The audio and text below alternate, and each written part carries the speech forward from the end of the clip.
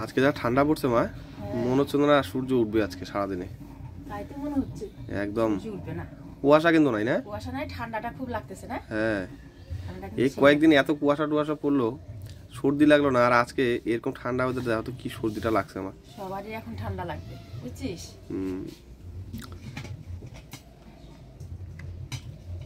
আজকে রান্না করবো লাউ পাতা সিদ্ধ দিব জালি জালি দেখে, আর তার সাথে বেগুন পোড়া দিব। এই শীতের সিজনে কিন্তু এখন আমরা লাউ পাতা সিদ্ধ খাইনি, তাই না? একদিনও খাওয়া হয়নি। আজকে লাউ পাতা প্রথম সিদ্ধ হবে। আজকে ওয়েদারটা একদম দারুণ আছে, তার সাথে বেগুন পোড়াবে, তাই তো? হ্যাঁ, বেগুন পোড়া দিব। ধনিয়া পাতা দিয়ে বেগুন পোড়া মাখা দারুণ। তাড়াতাড়ি রান্না করো। এখন কয়টা বাজে বলো তোমার দিদি? অনেক বাজে, বাবু এখন খায়া যেতে পারলে হয়। 8:30 বাজে কিন্তু। 1:30 বাজে।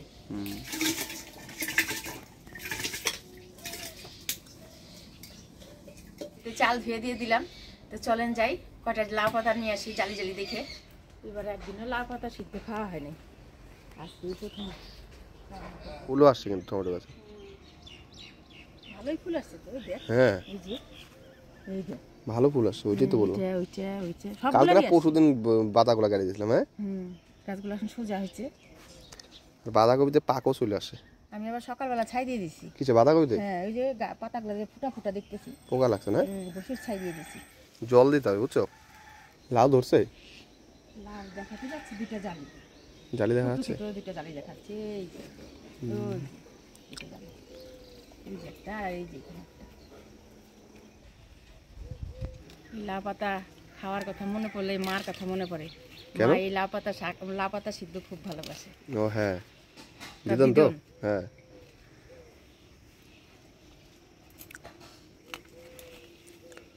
হবে না নাকি আরো লাগবে?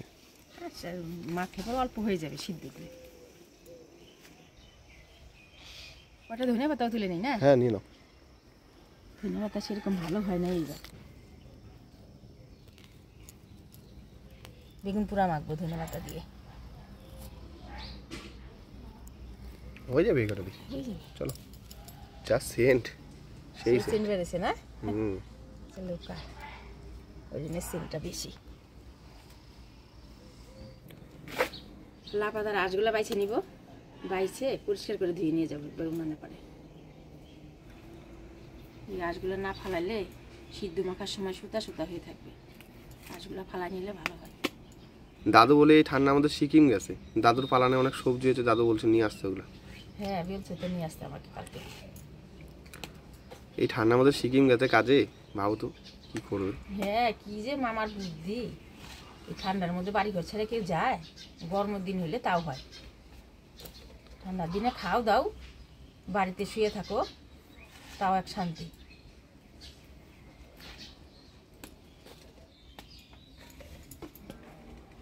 প্রত্যেকটা পাতায় আমি আঁশ ছাড়াই নিলাম।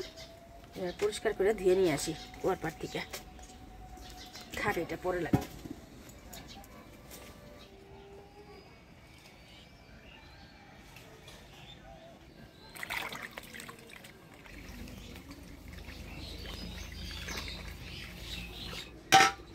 ভাতের প্লাই গেছে, একটা নাড়া দিয়ে লাউ পাতাগুলো গুছাই গুছাই দিয়ে দিব। দিয়ে তো হাতা দে।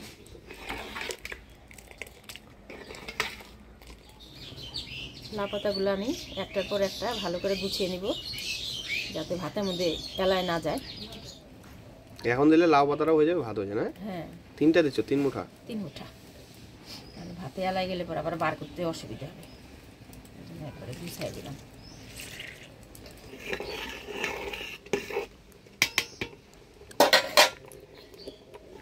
একটা একটা করে লাউ পাতাগুলো ভাতের মধ্যে দিয়ে দিলাম।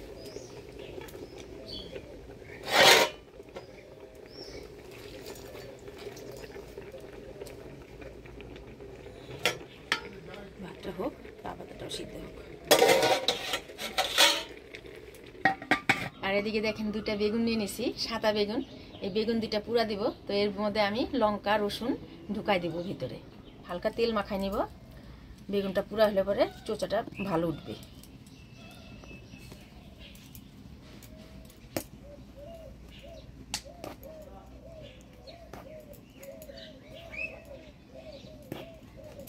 রসুনটাও কিন্তু ভেতরে সিদ্ধ হয়ে যাবে বেগুনের সাথে সাথে। 6টা রসুনের কোয়া দিয়েছে, 3টা দিব। হ্যাঁ 3টাই দিব। এই লঙ্কা দিয়েই বেগুন পোড়াটা মাখবো। 3টা লঙ্কা দিলাম এটার মধ্যে। যে যেরকম ঝাল খাবে সেরকম ভাবে লঙ্কা দিবে। তো আমার 3টা লঙ্কাতেই এটার মধ্যে হয়ে যাবে। এটার মধ্যেও আমি 3টা রসুনের কোয়া আর 3টা লঙ্কা দিব।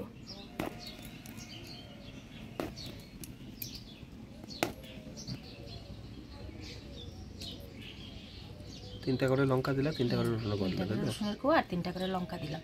বেগুনগুলো এবার মানে দিয়ে দিব।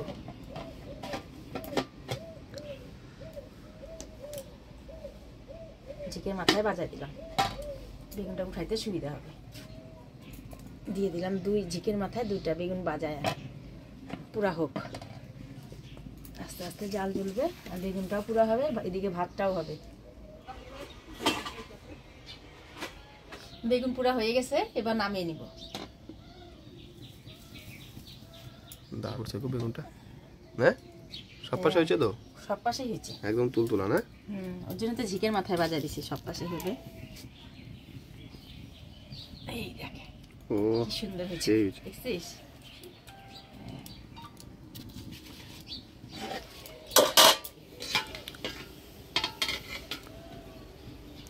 ভাতও হয়ে গেছে, তাহলে চটপট নামাই দাও। এবার নামাই দিই।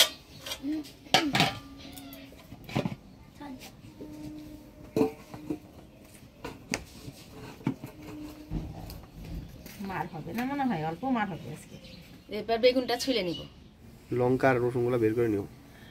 না ছুলে নেই বেগুনটা আগে, বুঝছিস? দারুণ পুরা হয়েছে না মা? উনানে রান্না করলে কি হয়, ঝিকের মাথায় বাজায় দিলেই বেগুন 2টা হ্যাঁ খুব সুন্দর পুরা হয়। গ্যাসের মতো তো বেগুন পোড়া করা যায় মা? হ্যাঁ গ্যাসের মতো করা যায়। গ্যাসের মধ্যে বেগুন পোড়া করলে কি একটু জল জল হয় বেগুন পোড়াটা। তাই? এটা শুকিয়ে গেছে, এটা শুকাই গেছে। আচ্ছা মানে সব দিকে সুবিধা। যে শীতের দিন আসছে, বসে বসে আগুন তাপাও, রান্নাবাড়ি করো, খাও দাও। 2টাই ছুলে নিলাম।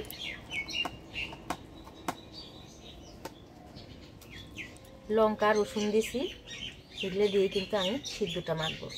দেখেন লঙ্কাগুলো কি সুন্দর সিদ্ধ হয়ে গেছে। দেহ জন্তু জানোয়ার আছে নাকি আবার? হ্যাঁ বেগুনের ভিতরে আবার জন্তু জানোয়ার আছে নাকি? না নাই, নতুন গাছের নতুন বেগুন। এই দেখেন রসুনটাও কি সুন্দর সিদ্ধ হয়ে গেছে। ভিতরে ভরে দিছি।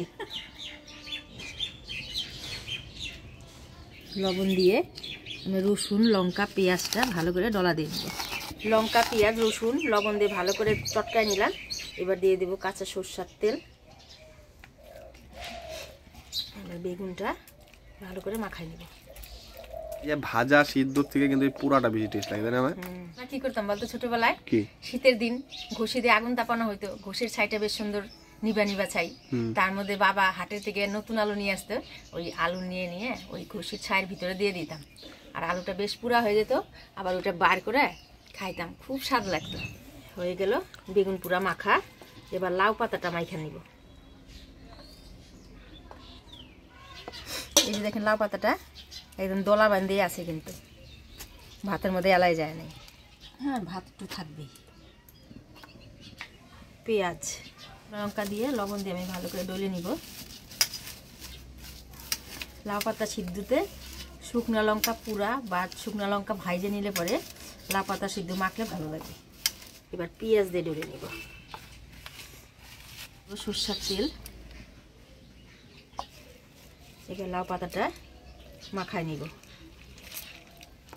কি সুন্দর সিদ্ধ হয়েছে লাউ পাতাটা। আসল কথা কি বলতো, তোর বাবু খায় যেতে পারলো না, আজকে বেলা হয়ে গেছে অনেকটাই, তাড়াতাড়ি করে লাউ পাতা আর বেগুন পুরা দিলাম, তাও খায় যেতে পারলো না, কাজে যাওয়ার টাইম হয়ে গেছে। লাউ পাতা সিদ্ধ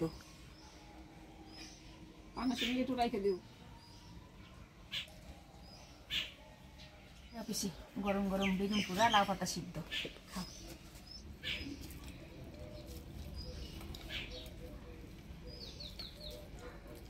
স্বাদ হয়েছে, দারুণ স্বাদ হয়েছে।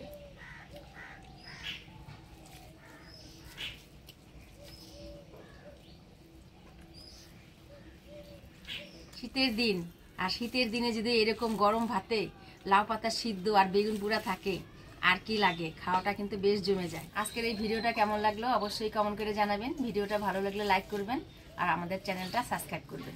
দেখা হচ্ছে পরবর্তী ভিডিওতে। ভালো থাকবেন, সুস্থ থাকবেন।